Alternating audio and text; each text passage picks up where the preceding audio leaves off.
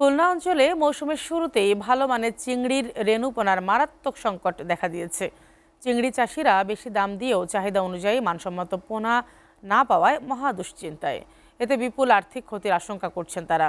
স্থানীয় পর্যায়ে পর্যাপ্ত হ্যাচারি ও সরকারি পৃষ্ঠপোষকতার দাবি সংশ্লিষ্টদের। খুলনা থেকে রকিবুল ইসলাম মতির প্রতিবেদন। দক্ষিণাঞ্চলে শুরু হয়েছে গলদা ও বাগদা চিংড়ি চাষের মৌসুম। এ অঞ্চলে চিংড়ি পোনা আসে মূলত কক্সবাজার অঞ্চল থেকে। চাষিরা বর্তমানে কেউ ঘের প্রস্তুত করতে, আবার কেউ পোনা ছাড়তে ব্যস্ত সময় পার করছেন।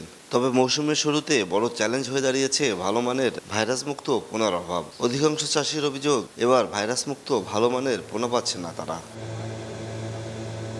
খুলনায় এসপিএফ হ্যাচারি একটি থাকলেও তা এ অঞ্চলে পোনার চাহিদা পূরণে যথেষ্ট নয়। এছাড়া 14টি হ্যাচারিতে মা বাগদার সাহায্যে পোনা উৎপাদন করলেও তা মানসম্মত নয়। ফলে নিম্নমানের পোনা ব্যবহার করে সনাতন পদ্ধতিতে অর্ধেকেরও বেশি চিংড়ি বড় হওয়ার আগেই মারা গেলে বিপুল ক্ষতির মুখে পড়েন চিংড়ি চাষিরা। স্থানীয় পর্যায়ে মানসম্মত হ্যাচারি ও সরকারি পৃষ্ঠপোষকতার দাবি সংশ্লিষ্টদের।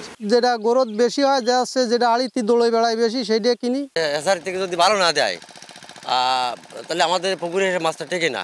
তবে উন্নত প্রযুক্তির মাধ্যমে আধুনিক পদ্ধতি ব্যবহার করে আগের তুলনায় রোগমুক্ত ও ভালো পোনা উৎপাদনের দাবি স্থানীয় হ্যাচারি মালিকদের। চাষিরা যে মোটামুটিভাবে আগের থেকে অনেক উপকৃত হচ্ছে, আশাবাদী আরও সামনে আরও ভালো করবে।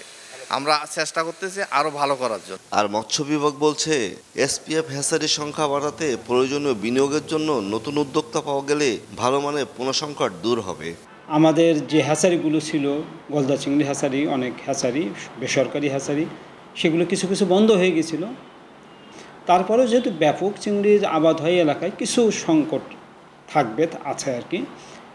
গত মৌসুমে খুলনা, বাগেরহাট ও সাতক্ষীরায় 1,93,000 হেক্টর ঘেরে 1,03,747 টন গলদা ও বাগদা চিংড়ি উৎপাদন হয়েছিল।